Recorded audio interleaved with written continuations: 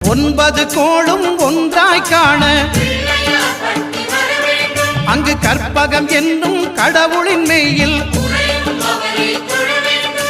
சூரியன் முதலாய் 9 கிரகமும் பலவித குணங்களை கொண்டிருக்கும் எங்கள் கற்பக தருவில் அவை வரும்போது ஒன்றாய் சேர்ந்து பலனளிக்கும்.